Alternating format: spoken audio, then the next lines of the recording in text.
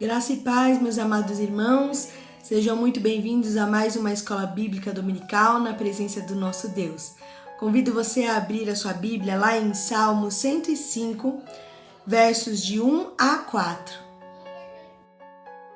A palavra de Deus diz assim: Rendei graças ao Senhor, invocai o seu nome, fazei conhecidos entre os povos os seus feitos.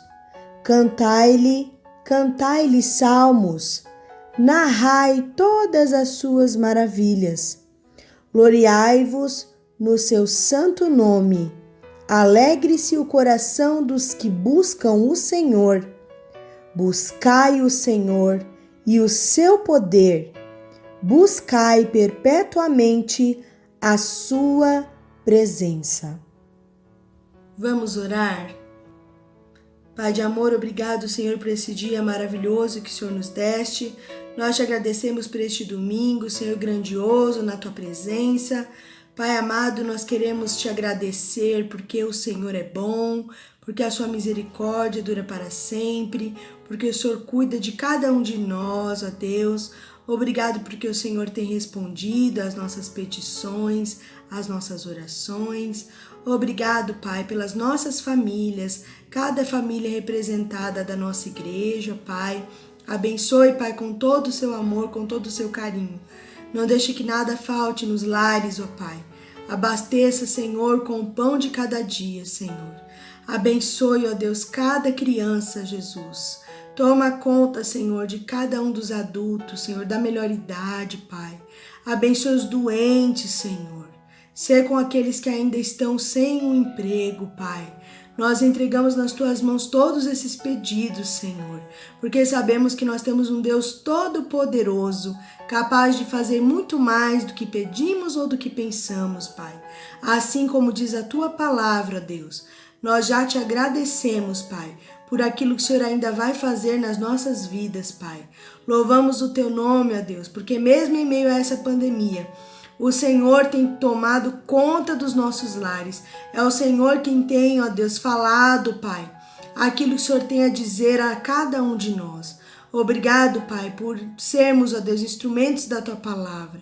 Que nós possamos guardar a Tua palavra no nosso coração, Senhor, para não pecarmos contra o Senhor. Abençoe as nossas vidas, nos prepara para esta aula que virá logo depois. Abençoe, Senhor, o cântico que estaremos ouvindo. Ser conosco neste domingo, em nome de Jesus, e abençoe cada lar, ó Deus. É em Teu nome que eu entrego esta oração. Amém, Senhor Jesus. Vamos agora ouvir um cântico. Logo em seguida, o nosso pastor Marcos estará dando a lição, desta semana. E que Deus abençoe sua vida, em nome de Jesus. Amém?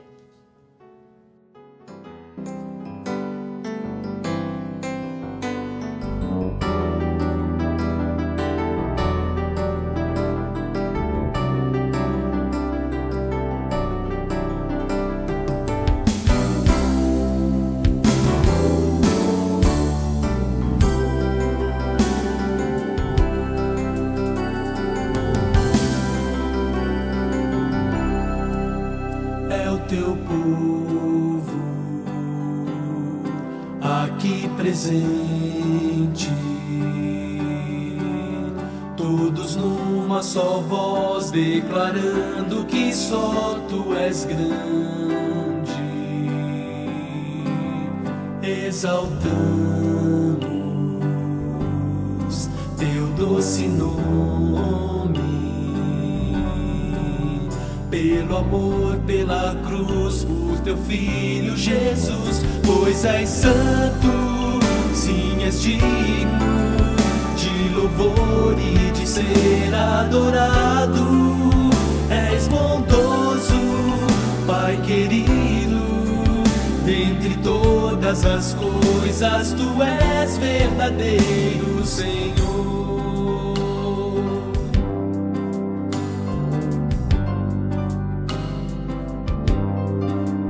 É o Teu povo aqui presente, todos num numa só voz, declarando que só tu és grande, exaltamos teu doce nome, pelo amor, pela cruz, por teu Filho Jesus, pois és santo, sim, és digno de louvor e de ser adorado. És bondoso, Pai querido, dentre todas as coisas tu és verdadeiro Senhor. Pois és santo, sim, és digno de louvor e de ser adorado. És bondoso, Pai querido, dentre todas as coisas tu és verdadeiro Senhor.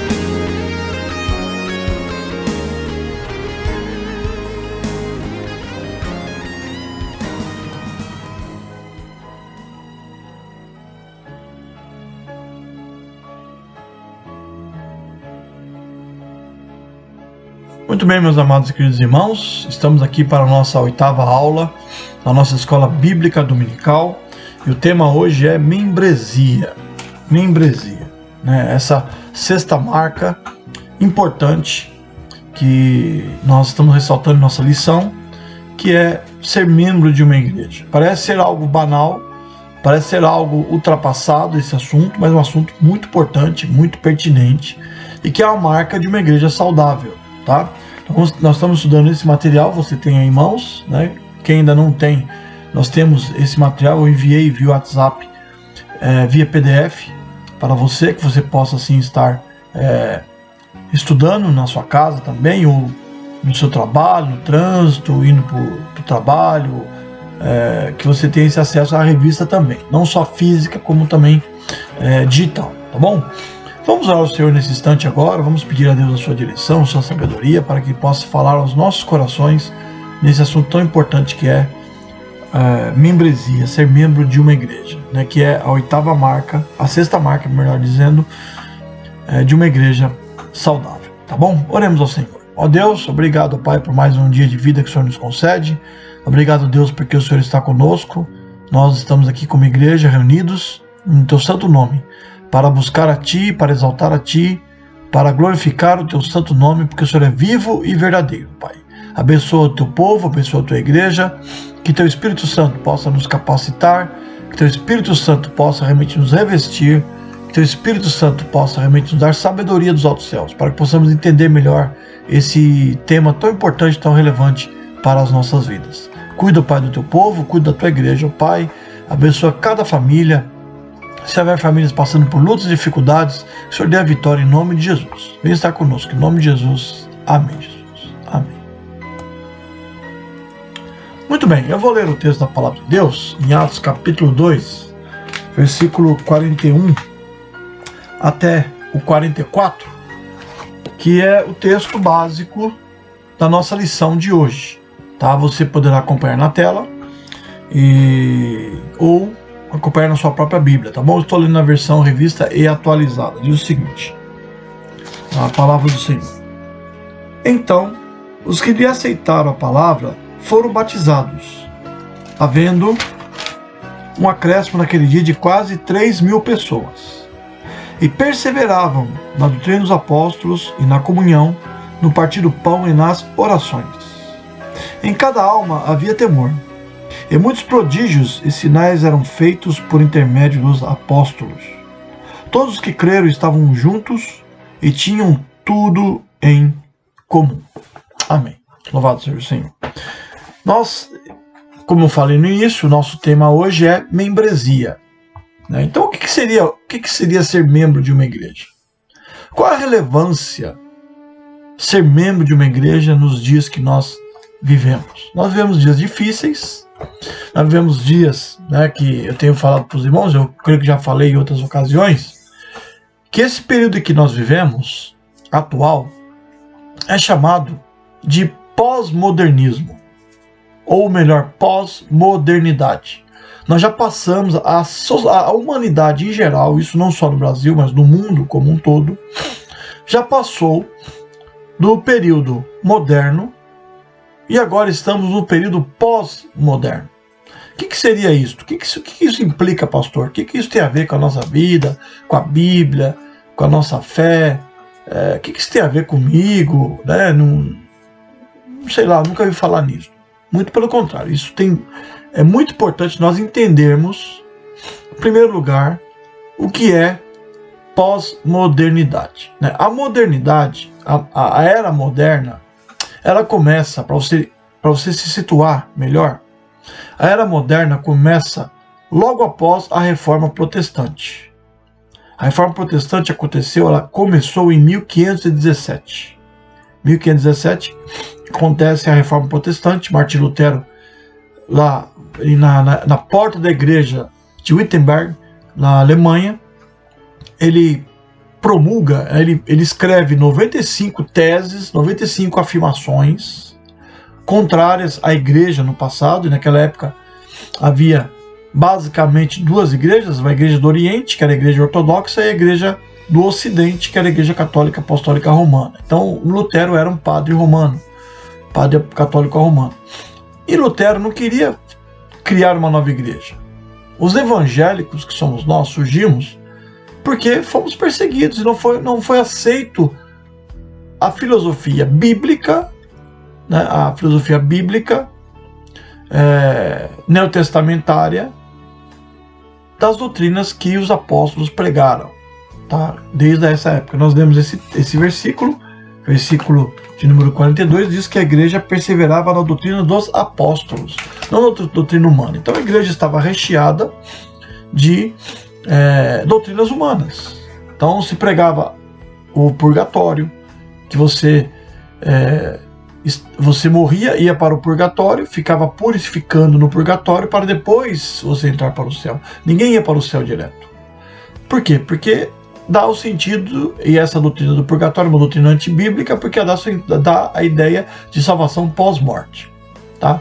Então havia outras doutrinas, a veneração a imagens de escultura, a questão da ceia do Senhor, do pão e o vinho se transformar literalmente no corpo e o sangue de Cristo, a questão da supremacia do Papa, que ele era o único representante de Deus na Terra, e sendo que a Bíblia nos ensina que todos nós somos sacerdotes do Deus vivo, que nós temos acesso direto ao Pai, a salvação pelas obras que eles pregavam na época, e a Bíblia sempre ensinou que a salvação é pela graça. Paulo falou isso lá em Efésios capítulo 2, e a Bíblia sempre fala isso. Romanos fala que a justificação é pela fé, né, que o justo viverá pela fé, e assim vai. Tá? Então houve a reforma. Então, para você se situar o que nós estamos falando.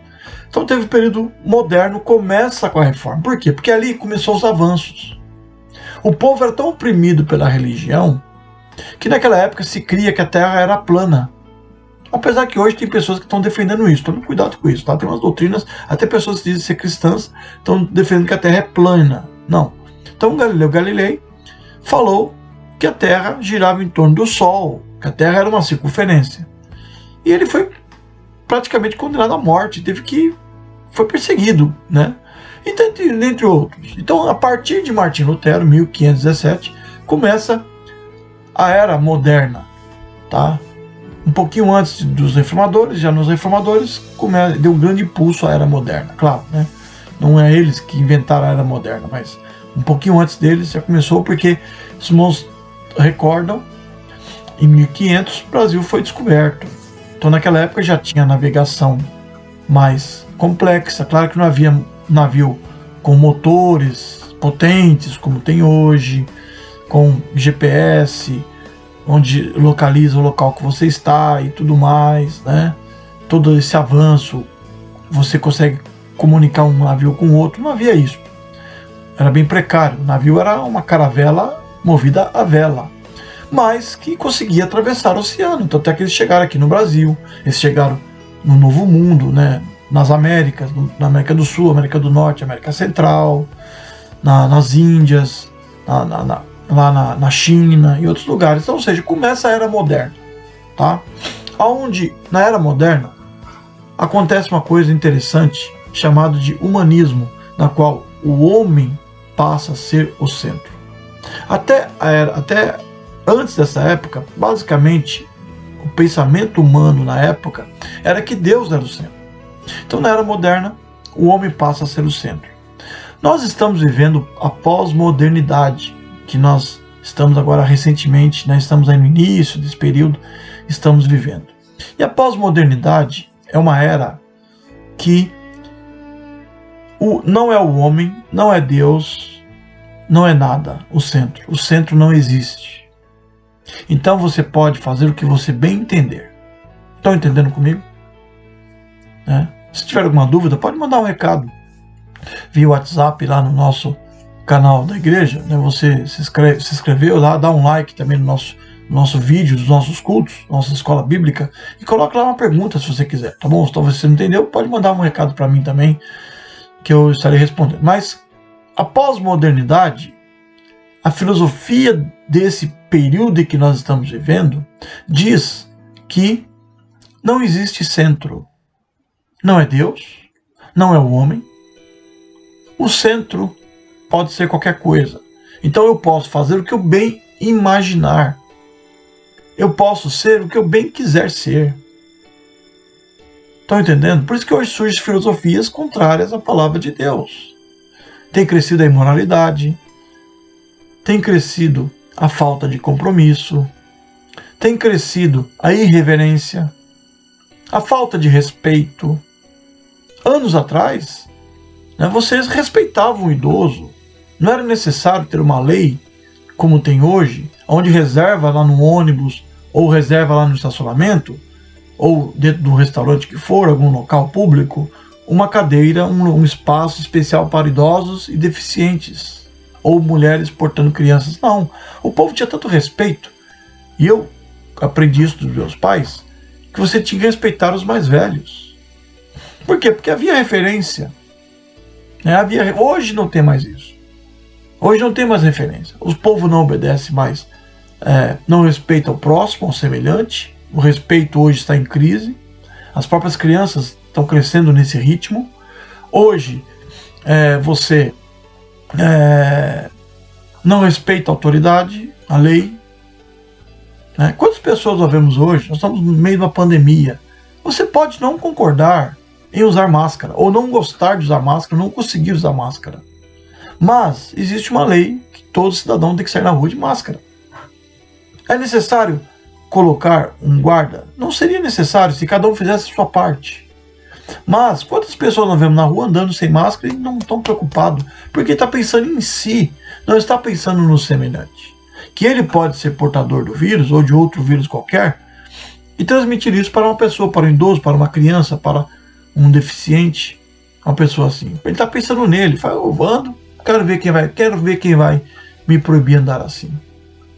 Então, nós vivemos nessa era muito turbulenta e muito complicada, tá?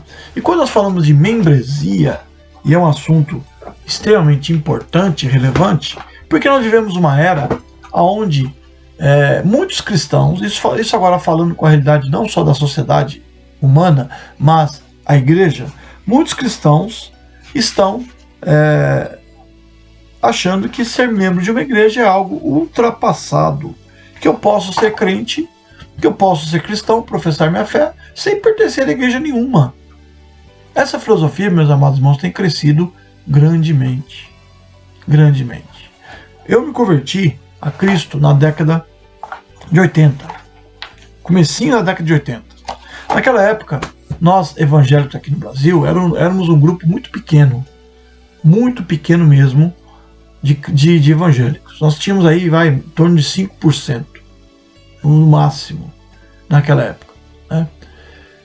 Hoje, segundo os dados oficiais do IBGE, dos institutos aí de pesquisa, nós somos mais ou menos 24 a 25% de evangélicos, que pessoas se declaram evangélicas.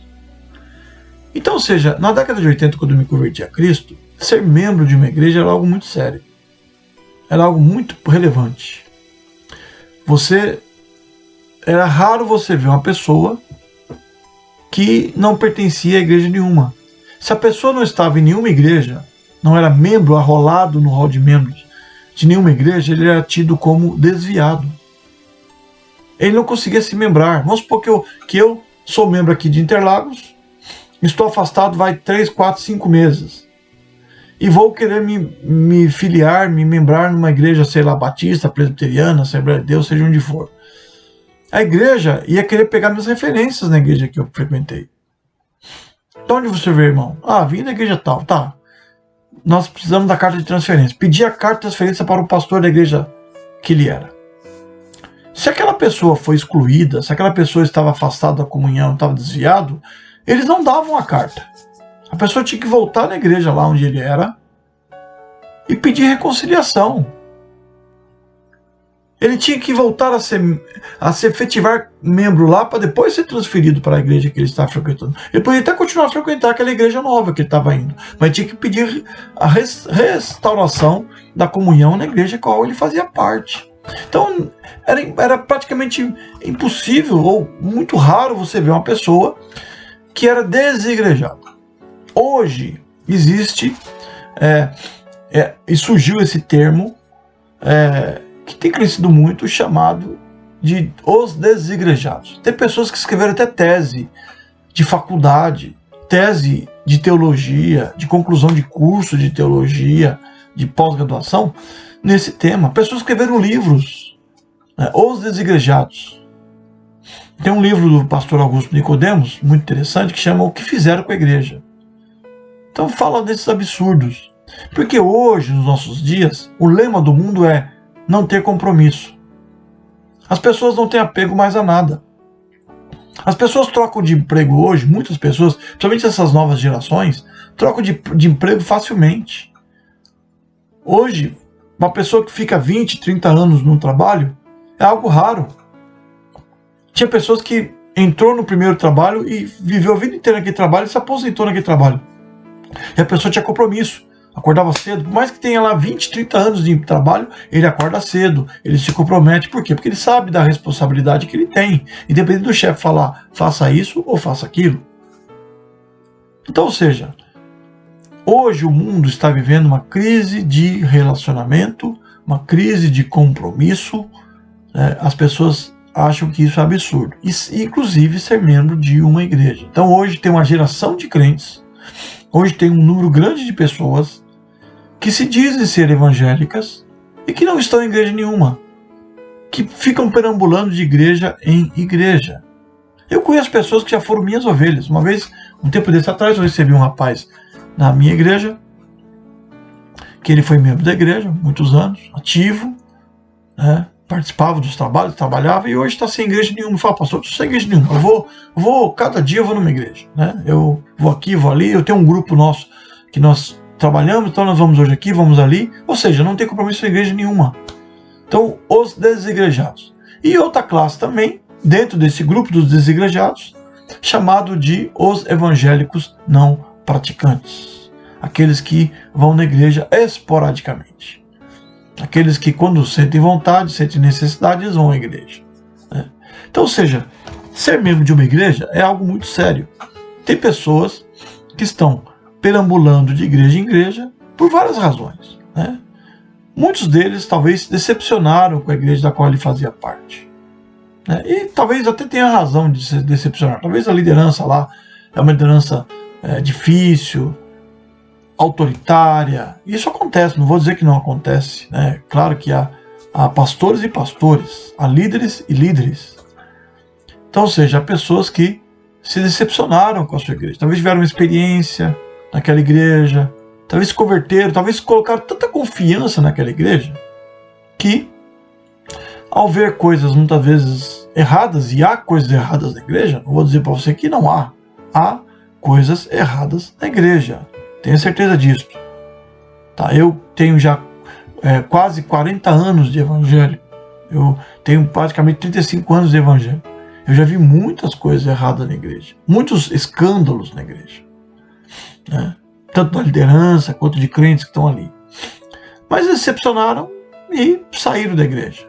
Talvez por uma fraqueza na fé e tudo mais. Ou pessoas que não cresceram espiritualmente. Porque você, quando aceita Jesus, você foi chamado para crescer. Para crescer. O texto que nós lemos, Atos 2:42, diz que eles perseveravam na doutrina dos apóstolos e na comunhão, no partir do pão e nas orações.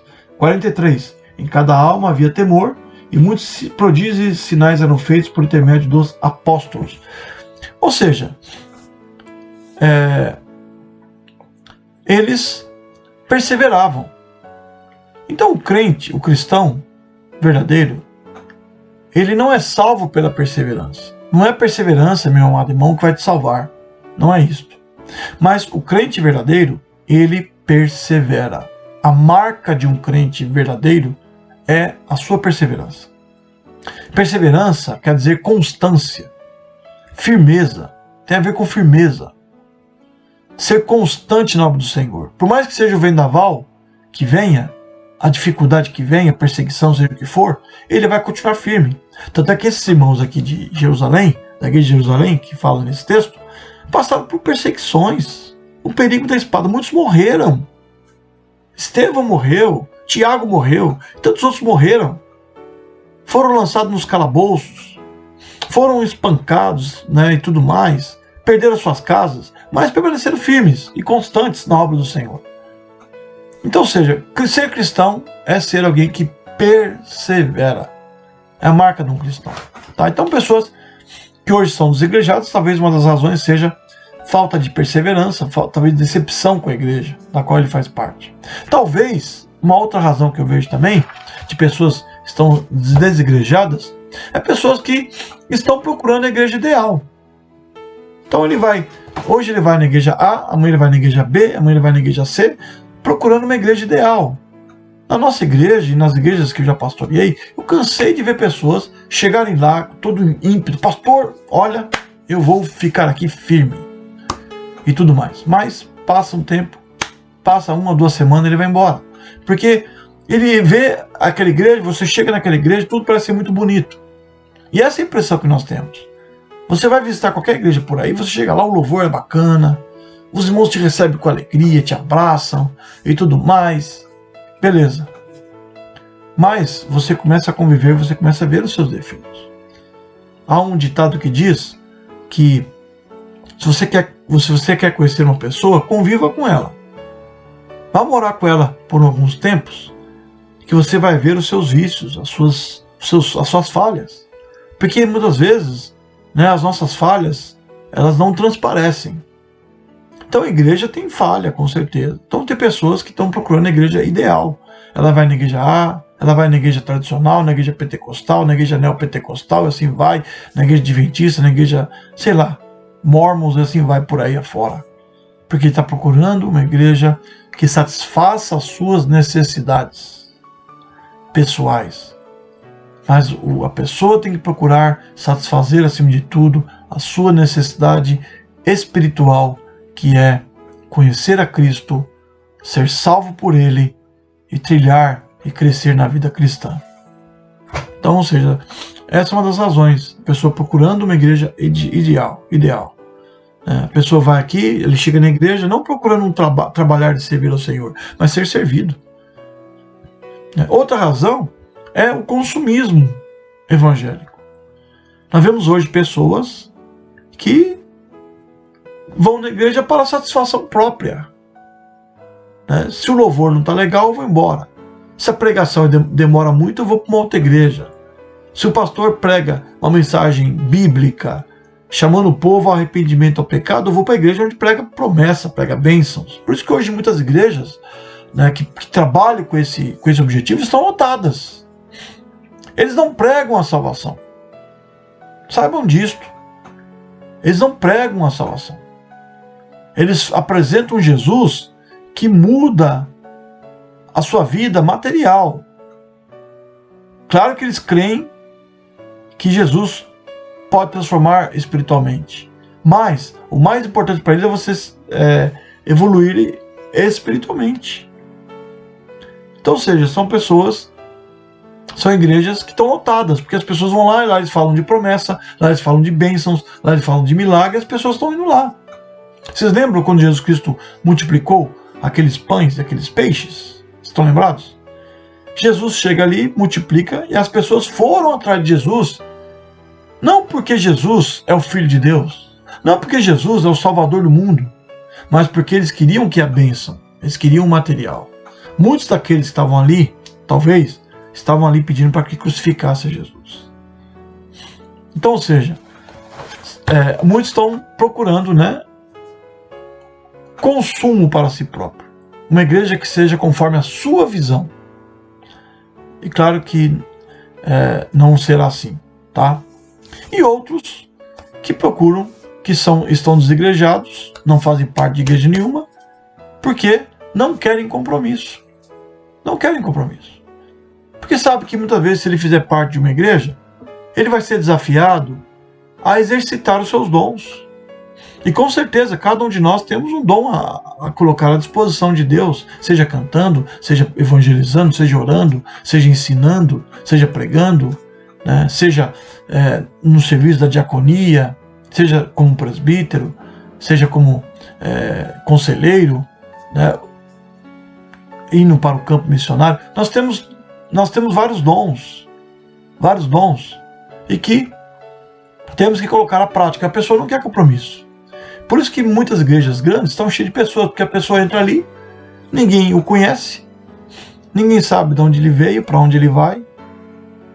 Ele senta, assiste o culto e pega a sua Bíblia e vai embora para a sua casa. Se ele faltar hoje, faltar amanhã, ficar 1 mês, 2 meses, 1 ano, ninguém vai notar. Então ele fica no anonimato. Então, ou seja, esse é um outro grupo de pessoas que não querem compromisso, tá? E o autor aqui ele vai falar o seguinte. Ele coloca aqui na primeira página, nessa página aqui, a página de número 51, ele coloca o seguinte. Ele fala a marca em uma frase, tá?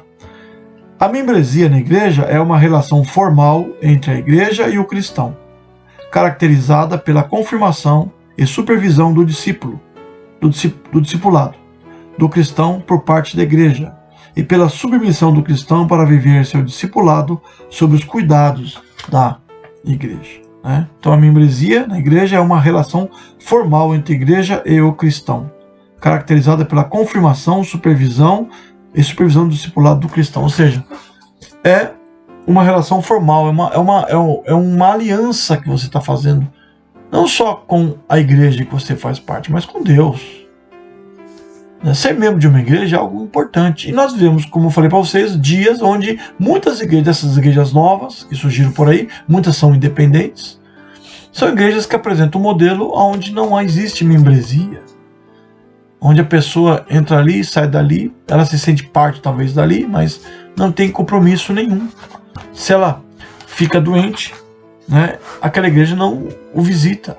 Se ela passa por alguma tribulação, aquela igreja não se preocupa com ela. Eu cansei, meus irmãos, de atender pessoas dessas igrejas que ficam doentes, ou talvez falece algum parente seu, ou talvez passa por alguma crise da qual a sua igreja o abandonou.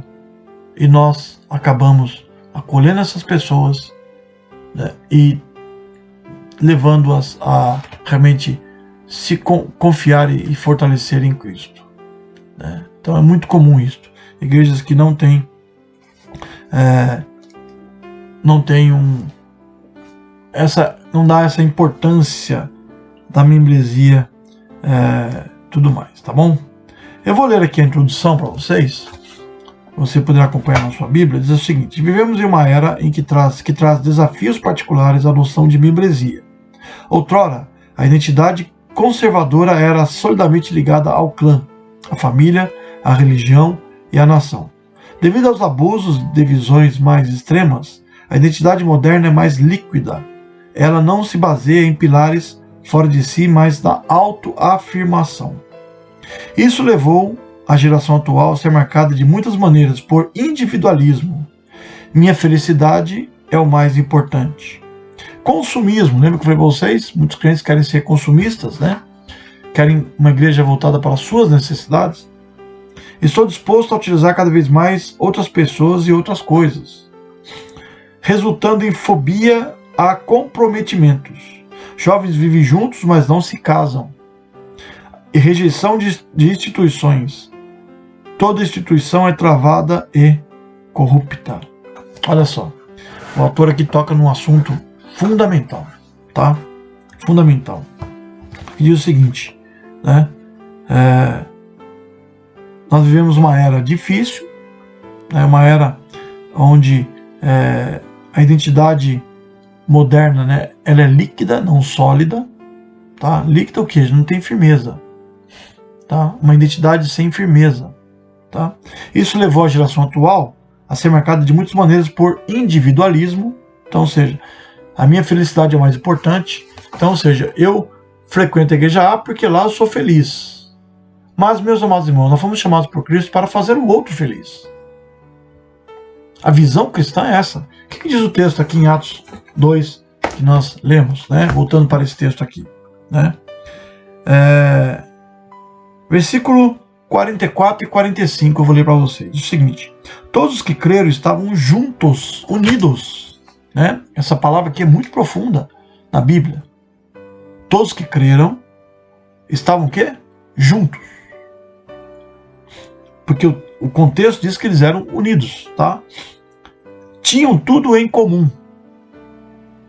Versículo 45, vendiam suas propriedades e bens, distribuindo o produto entre todos à medida que alguém tinha necessidade. Ou seja, olha só a preocupação da igreja. Havia necessitado na igreja? Eu vendo parte da minha propriedade e ajudo aquele irmão. Aqui diz, tinham tudo em comum. O interessante nós entendermos esse texto, não é que para nós como igreja, nós temos que fazer isso, né? Vamos vender nossas propriedades, vender nossa casa, nosso carro, nossos bens, e vamos todo mundo para uma chácara e viver lá, todo mundo lá como igreja, vamos ficar isolado do mundo, lá vamos ser santos, o pecado não nos atingirá. Não podemos pensar assim. A ideia dos monastérios, que entrou na igreja, surgiu deste princípio. As pessoas queriam se isolar do pecado, vendiam tudo que tinham, muitos não se casavam, por isso que muitos monges não são casados, e todos iam viver num determinado local, né, isolado do mundo, porque lá eu vou me purificar e vou me santificar mais. E vimos que isso não resolve nada, porque Martinho Lutero era um monge, e Martinho Lutero tinha um peso muito grande do seu pecado. Um peso muito grande. Ele se chicoteava. Ele se flagelava, porque ele tinha um peso do pecado. E depois, quando ele descobriu pela Bíblia, no livro de Romanos, que o justo viveria pela fé, aquilo mudou. Ele falou assim, quem salva, quem transforma, quem fortalece o cristão é a fé, não é as obras. Estão entendendo? Então, ou seja, eles estavam juntos e tinham tudo em comum. Né? Vendiam sua propriedade. Então, ou seja, o cristão naquela época, eles não eram individualistas, eles pensavam no próximo. A Bíblia nos chama para amar ao próximo, como a nós mesmos. Não é isso que está o mandamento que Cristo deixou para a igreja? Amar a Deus sobre todas as coisas e ao próximo como a ti mesmo. Falando mais então sobre amar ao próximo, eu vou ler para vocês alguns textos da palavra de Deus que vai dizer dessa importância e mostrar que fomos chamados não para sermos individualistas, né? Não sermos individualistas, mas acima de tudo estarmos servindo. Nós não fomos chamados para ser servido, mas para servir. É isso que Cristo mostrou. Ele veio para servir, não para ser servido. Isso ele deixou bem claro no seu ministério, né? Então vou ler alguns textos, né, para vocês, para nós estarmos dando andamento. Nós vamos fazer essa aula em duas partes, basicamente, porque o assunto é bem profundo com relação à membresia da igreja, tá? Vou ler para vocês, em primeiro lugar, 1 João, capítulo 4, versículo 20, que diz o seguinte: se alguém disser, amo a Deus, e odiar a seu irmão, é mentiroso, pois aquele que não ama a seu irmão, a quem vê, não pode amar a Deus a quem não vê. Olha só que interessante. Se você não ama o seu irmão que você vê, como você vai amar a Deus que você não vê? E a igreja é o local onde nós exercitamos o amor. É claro que eu faço parte da Igreja Universal de Cristo, de todo aquele que foi lavado e remido pelo sangue do Cordeiro, como eu tenho explicado para vocês. A igreja, ela é universal, geral, né? Ser membro de uma igreja não garante ninguém ser salvo, porém a igreja, ela rola aqueles que são salvos por Jesus Cristo. Vamos falar um pouco mais disso lá na frente, tá? Na aula que vem. Então, ou seja, é onde eu exercito o amor.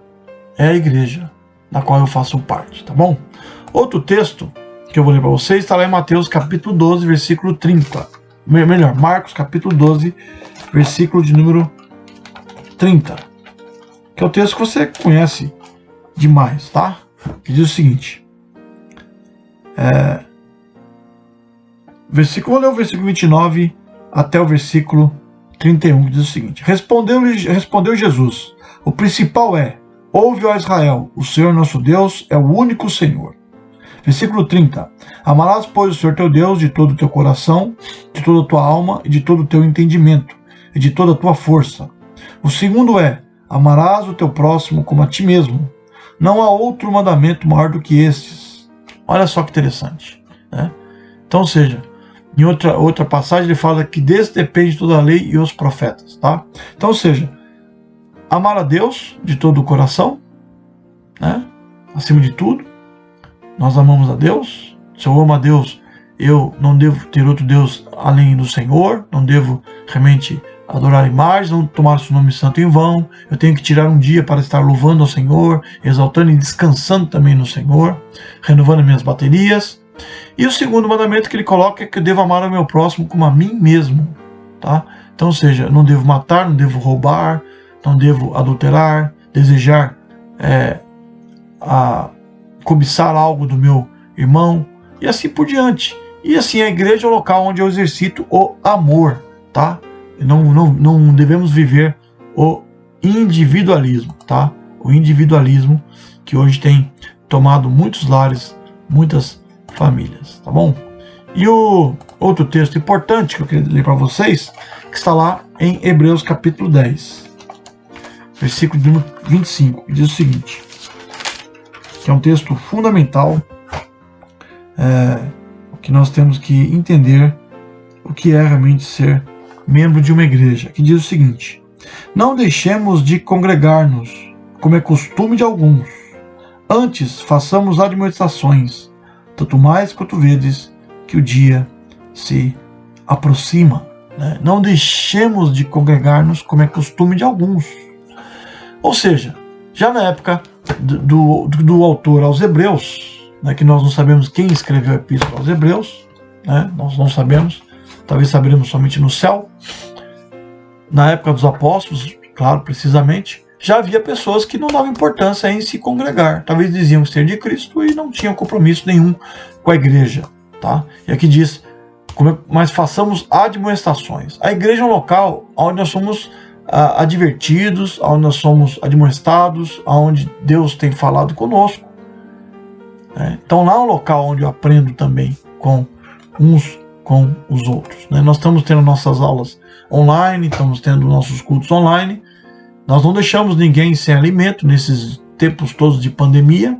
E é importante que você possa estar participando, orando uns pelos outros, acima de tudo, né? Entendendo que por mais que nós estamos distantes fisicamente, nós estamos unidos espiritualmente. Nós pertencemos, né, à família da Igreja Cristã Evangélica de Interlagos. Então, ser membro de uma igreja é pertencer à família espiritual que está ali representada. A igreja, ela é universal, formada de todos aqueles que creem em Jesus, independente da sua raça, sua língua, seu povo, sua nação, espalhada ao redor do mundo, que crê e aceitou a Cristo como seu único e suficiente Salvador.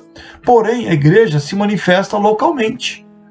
É localmente que ela se manifesta. O corpo de Cristo se manifesta fisicamente, localmente. Ali onde nós nos conhecemos, onde nós nos relacionamos, onde nós nos cuidamos uns dos outros, porque ali nós somos cuidados, né? Tanto eu como pastor cuido de vocês, quanto vocês também cuidam da minha vida. Saibam disso. Eu aprendo com cada um dos irmãos. né? Talvez não é todo mundo que está ali pregando que pode pregar, tem esse dom de pregar, mas a melhor pregação, meus irmãos, é o viver diário, é a convivência cristã, né? De estarmos juntos, orando uns pelos outros, admoestando uns aos outros, né? Nos submetendo uns aos outros. Assim é a igreja, tá? Que Deus assim nos abençoe. Que nós possamos estar firme e forte. Semana que vem a gente continua nesse tema, tá? Que é muito importante, essa marca, que nós falamos um pouco mais sobre uma igreja saudável, que você possa estar firme e forte com Cristo, jamais desanimando. Que Deus assim te abençoe, que você tenha um domingo ricamente abençoado pelo Senhor, nosso Deus, que Ele fortaleça a sua vida, que Ele fortaleça o seu coração, que Ele fortaleça, né, o seu viver. Amém? Vamos cantar um cântico para encerrar nossa aula, que diz: como é doce a comunhão dos remidos do Senhor, como é doce a comunhão dos remidos em amor. Comunhão contigo sim, na igreja ao Senhor, expressão da sua graça e do seu amor. Amém? É um hino que fala a importância, né, de ser membro de uma igreja, pertencer à família de Deus, ao nosso exército, ao nosso quartel-general, né? Então assim vamos louvar o Senhor. Amém? Você conhece esse cântico, nós já cantamos esses dias, vamos cantar novamente, tá bom? Como é doce a comunhão dos remidos do Senhor, como é doce a comunhão dos remidos em amor, comunhão contigo sim, a igreja, ó Senhor, expressão da sua graça e seu amor. Como é doce a comunhão dos remidos do Senhor, como é doce a comunhão dos remidos em amor, comunhão contigo sim, a igreja, ó Senhor, expressão da sua graça e seu amor. Amém. Deus nos abençoe. Oremos ao Senhor. Ó Deus, obrigado, Pai, por esse dia maravilhoso, por esse instante da Tua presença. Perdoa, Pai, os nossos pecados, fortalece a nossa vida, a nossa comunhão. Que a Tua igreja, Pai, possa permanecer firme contigo, Deus, cada vez mais, olhando para o autor e consumador da fé. Se houver algum irmão passando por lutas e dificuldades, o Senhor dê a vitória em nome de Jesus. Se houver irmãos desanimados, abatidos, querendo desistir da caminhada cristã, que o Senhor possa fortalecê-los, ó Pai, e ajudar cada um de nós, dar sabedoria para que possamos também instruí-los. Abençoa a Tua igreja, ó Pai. A Tua igreja comprada com o Seu próprio sangue. Essa igreja, Pai, é nossa igreja de Interlagos, que foi plantada há muitos anos atrás por pessoas que foram comprometidos com o Teu reino, que quiseram levar o Evangelho avante, que quiseram, Pai, realmente levar o Evangelho ao pecador. Cuida, Pai, da Tua igreja, fortalece a nossa fé. Nós oramos em nome de Jesus. Amém, Jesus. Amém. Que Deus te abençoe. Nós nos vemos na próxima aula e no nosso culto. Em nome de Jesus. Amém.